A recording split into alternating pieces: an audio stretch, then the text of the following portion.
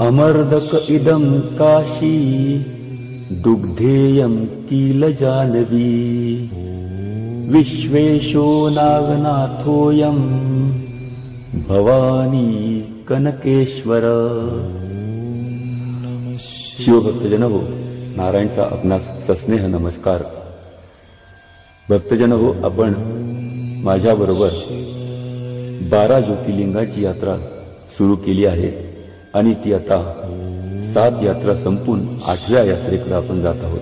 8वं शिवलिंग यात्रा म्हणजे महाराष्ट्रातलं अतिशय लोकप्रिय प्रसिद्ध असलेलं औंढा नागनाथ हे शिवलिंग. तर पोहोचत आहोत आपण तिथे औंढा नागनाथ या मंदिराजवळ आणि मंदिरात आपण लगेचच पोहोचूया. सगळ्यांनी फ्रेश झाल्यानंतर या मंदिराकडे या. मंदिरात येऊन आपण त्याचं दर्शन घेऊया. हे पहा, आलेच हे मंदिर, औंढा नागनाथाचे मंदिर. आपण येथे जाऊन दर्शन घेऊया. चला, सावकाश या. आतमध्ये गाभारा आहे. हे शिवलिंग अतिशय सुप्रसिद्ध आहे. ज्योतिर्लिंग हे अतिशय प्रसिद्ध आहे. महाराष्ट्रातील हे औंढा नागनाथ मंदिर सर्वश्रुत आहे. चला, दर्शन झाले आहे. आपण आता बाहेर येऊन या सरोवराजवळ बसूया आणि कथेचा लाभ आणि माहिती घेऊया. येथे अनेक कथा घडल्या आहेत. त्यापैकी पहिली ही कथा आहे, दक्ष प्रजापतीने महायज्ञाच्या वेळी जी शंकराला निमंत्रण सुद्धा पाठवलं नाही, हे पाहून पार्वतीला अपमान सहन झाला नाही. तिने या कुंडात उडी घेऊन आत्माहुती केली. ही बातमी ऐकून श्री शंकराला अतिशय दुःख झाले. महाराजा, सतीच्या विरहात ते रानावनात भटकू लागले. फिरत फिरत ते अमर्दक नावाच्या एका विशाल सरोवराच्या किनाऱ्यावर येऊन पोहोचले आणि तिथेच ते राहू लागले. या ठिकाणी सुद्धा त्यांच्या बाबतीत काही अपमानास्पद प्रकार घडले. त्याचा परिणाम असा झाला की विरक्त असलेल्या भगवान शंकरांनी आपले स्वतःचे शरीर भस्म करून टाकले. बऱ्याच कालावधीनंतर एकदा वनवासात आलेले पांडव या भागात आले आणि त्यांनी अमर्दक सरोवराच्या परिसरात आपला आश्रम बांधला. त्यांच्या गायी म्हणजे पांडवांच्या गायी या सरोवराचे पाणी पिण्यासाठी येत असत. पाणी पिल्यानंतर या गायी आपल्या आचळातून दुधाच्या धारा सोडून सरोवराला अर्पण करायच्या. हा प्रकार, चमत्कार जो होता, एके दिवशी भीमाने पाहिला. त्याने ही गोष्ट युधिष्ठिराला सांगितली. हे ऐकून युधिष्ठिर म्हणाला, त्या सरोवरात कोणत्या तरी दिव्य देवतेचा निवास असावा. सर्व पांडवांनी मिळून अमर्दक सरोवराचे पाणी उपसण्यास सुरुवात केली. सरोवराच्या मध्यभागात पाणी इतके उष्ण होते की ते अक्षरशः उकळत होते. नंतर भीमाने आपल्या गदेने त्या सरोवरातील पाण्यावर 3 वेळा प्रहार केला. या आघाताने पाणी तर निघून गेले, पण त्याच वेळी सरोवरातून रक्ताच्या धारा वाहू लागल्या. तसेच सरोवराच्या तळाला भगवान श्री शंकराचे दिव्य ज्योतिर्लिंग दृष्टीस पडले. ही एक कहाणी आहे. आणखी एक कथा अशी सांगितली जाते की 16 योजने लांबीच्या एका वनामध्ये दारुक आणि दारुका राहत असत. पश्चिम समुद्र किनाऱ्यावर हे जंगल होते. दारुकाच्या कारवायांनी त्रस्त झालेले ऋषी मुनी आणि अन्य नागरिक यांनी मिळून ओरो मुनींना शरण गेले. हे ओरो मुनी, त्यांना हे सगळे लोक शरण गेले. या मुनींनी दैत्यांना संपूर्णतः नष्ट करण्याचा शाप दिला होता. देवांनी जेव्हा त्यांच्यावर आक्रमण केले तेव्हा सगळे राक्षस चिंतातूर झाले. त्यावेळी दारुकाने ते सगळे जंगल उचलले आणि आकाश मार्गे समुद्राच्या मध्यभागी नेऊन ठेवले. तसेच सर्व राक्षसगण तिथे निश्चिंतपणे राहू लागले. यातील आसुर, यामध्ये या वनातील सगळे आसुर नौकेने प्रवास करू लागले आणि नौकेने प्रवास करत असतानाच ऋषी मुनींना पकडून आणू लागले. अनेकदा त्यांना बंदी करून ठेवू लागले.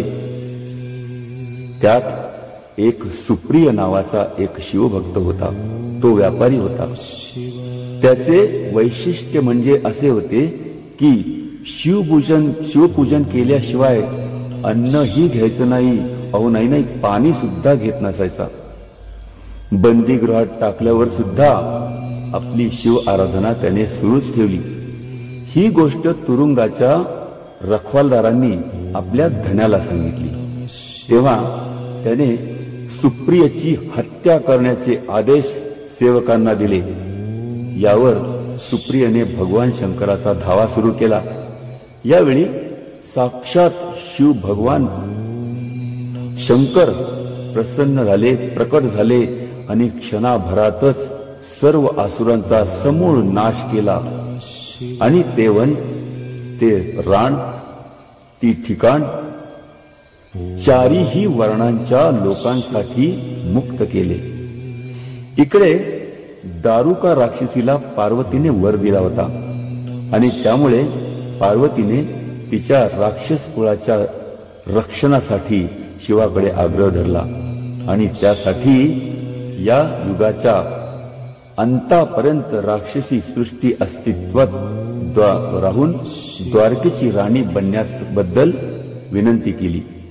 ती भगवान शंकराने तात्काळ मान्य केली. तेव्हापासून शिव पार्वतीने तेथे कायम निवास केला. शिवाच्या ज्योतिर्लिंगाचे नाव नागेश्वर आणि पार्वतीचे नाव नागेश्वरी पडले. अशा या कहाण्या आहेत. नागेश मंदिराचे शिल्प सौंदर्य अनुपम आहे. पांडव काळात हे मंदिर संपूर्णपणे दगडाचे बनवले गेले होते. मंदिर आणि चारी बाजूंनी असलेली भिंत अतिशय मजबूत आहे. मंदिरातील ओवऱ्याही प्रशस्त आहेत. सभामंडप 8 स्तंभांवर आधारलेले आहे आणि त्याचा आकार सुद्धा गोल आहे. सभामंडप आणि गाभारा हे एकाच पातळीत बनवलेले आहे. महाराजा, भगवान नागेशांची लिंग मूर्ती अंतर्भागात असलेल्या छोट्याशा गाभाऱ्यात आहे. नागनाथ मंदिराचे आणखी एक वैशिष्ट्य असे आहे की नेहमी मंदिरासमोर असणारा जो नंदी आहे तो नेहमी मंदिरासमोर असतो, परंतु इथे तो समोर नसून मुख्य मंदिराच्या पाठीमागे त्याचे वेगळे मंदिर बांधले आहे. मुख्य मंदिराच्या चोहो बाजूंनी 12 ज्योतिर्लिंगांची छोटी छोटी मंदिरे बनवण्यात आली आहेत. याशिवाय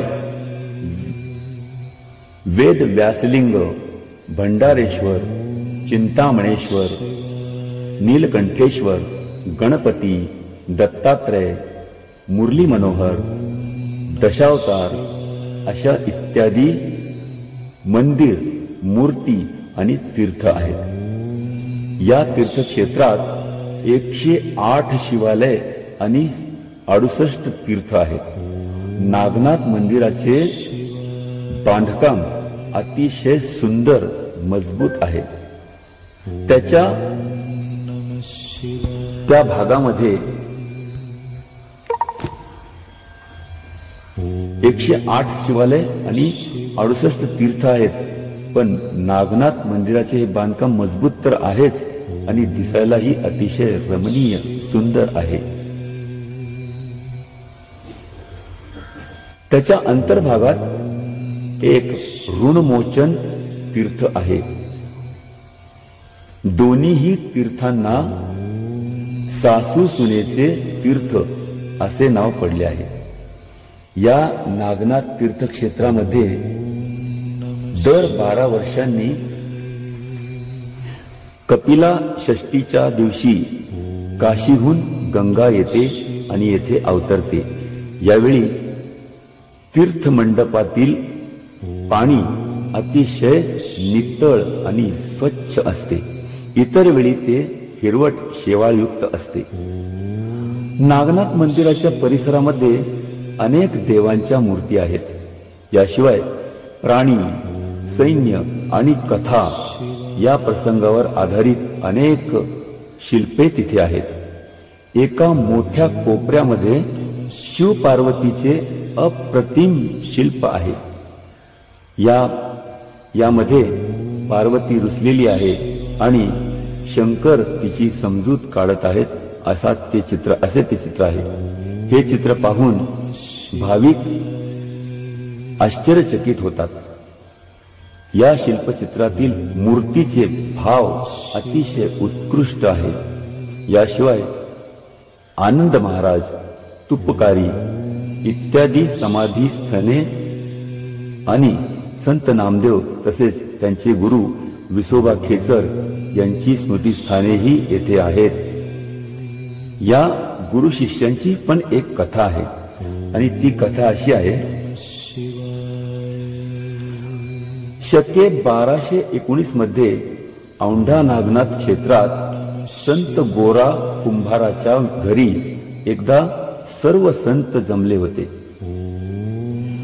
त्या संत मंडळीमध्ये त्यावेळी अतिशय सहजपणे गोरोबा काकांनी एक गंमत केली.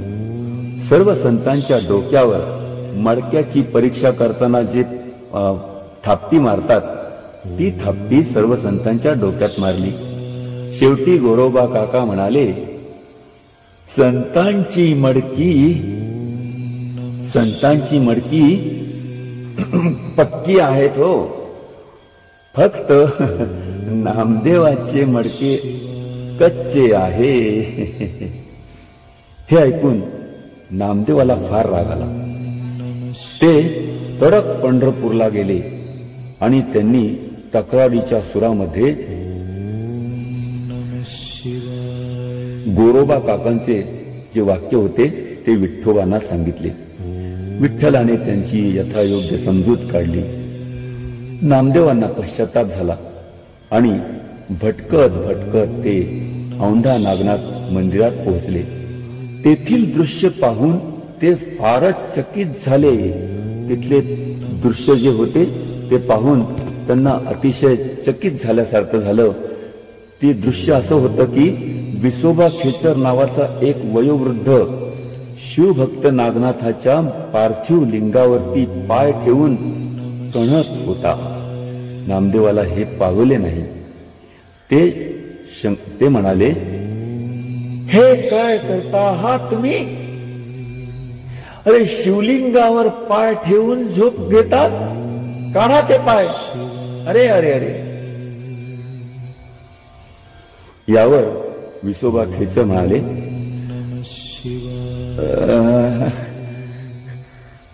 मी म्हातारा झालो आहे. हे पाय हटवण्याचे त्राणही माझ्या शरीरात नाही रे बाबा. एक काम करा, तुम्हीच हे काम केले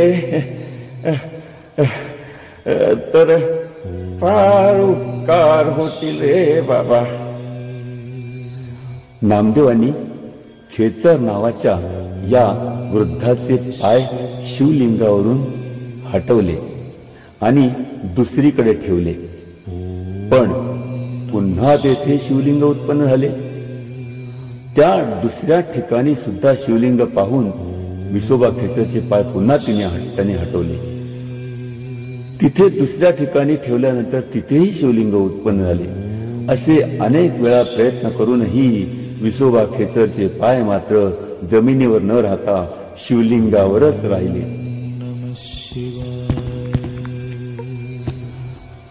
शेवटी नामदेवांनी विसोबांना गुरु मानले, त्यांची क्षमा मागितली आणि अनुग्रह करण्याची विनंती केली. विसोबा खेचरांनी नामदेवांना उपदेश केला. प्रत्येक कणाकणात परमेश्वराचे अस्तित्व आहे. जगात एकही अशी जागा नाही जेथे परमेश्वराचे वास्तव्य नाही. नामदेवांना गुरु मिळाला. औंढा गावात विसोबा खेचरांची समाधी आहे आणि ती गुरुस्थान म्हणून ओळखली जाते. एकदा नामदेवांनी नागनाथ मंदिरात कीर्तन करण्याचा विचार केला. त्यानुसार त्यांनी कीर्तनाला प्रारंभ केला. त्यांच्या कीर्तनामुळे मंदिरातील ब्राह्मणांना पूजेचे मंत्र म्हणण्यासाठी अडचण होऊ लागली. त्यामुळे त्यांनी संत नामदेवांना सांगितले की मंदिराच्या पाठीमागे जाऊन कीर्तन करा.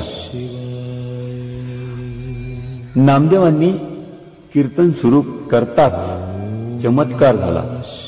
नागनाथाचे संपूर्ण मंदिर गर्रकन फिरले आणि नामदेवाच्या समोरासमोर झाले. भगवान शंकर स्वतःच नामदेवांचे कीर्तन ऐकण्यासाठी फिरले. हे पाहून तेथील ब्राह्मणांना आपल्या कृत्याचा पश्चाताप झाला आणि त्यांनी नामदेवांची क्षमा मागितली. अशी ही कथा आहे. अहो, मुघलांच्या काळात सुद्धा धर्मांध औरंगजेबाने या मंदिराला तोडण्याचा विचार केला होता आणि त्यावेळी त्या मंदिरात हजारो भुंगे निघाले आणि त्यांनी औरंगजेबाच्या सैन्यावर हल्ला चढवला. त्यामुळे मंदिर तोडण्याचे काम अर्धवट सोडून त्याचे सैन्य पळून गेले. औरंगजेबाने सुद्धा हा विचार मग सोडून दिला. नंतर भाविकांनी मंदिराची पुन्हा दुरुस्ती केली आणि ते नीटनेटके करून घेतले. असा हा इतिहास आहे. भाविकांना इथे बऱ्याच वेळा श्री नागराज इथे नागनाथांच्या ज्योतिर्लिंगावर फणा काढून बसलेला दिसतो. नागराजचे हे दर्शन तिथे पाहायला मिळते, दर्शन घ्यायला मिळते. वाटीत ठेवलेले दूध हा नागराज कधी पितो हे कळत देखील नाही महाराजा. असा हा औंढा नागनाथाचा महिमा आहे. तेव्हा शिवभक्तजन हो, आपणास ही जर कथा, गोष्टी, कहाणी आवडली असेल, औंढा नागनाथाचे हे यात्रा आवडली असेल तर निश्चितच शेअर करा, कॉमेंट्स करा, लाईक करा आणि चॅनलला सबस्क्राईब करा महाराजा. जय श्री शंकर. आता पुन्हा भेटू पुढच्या शिवलिंगाच्या यात्रेच्या वेळी. तोपर्यंत नारायणला निरोप द्या. जय श्री नागनाथ, जय श्री नागनाथ.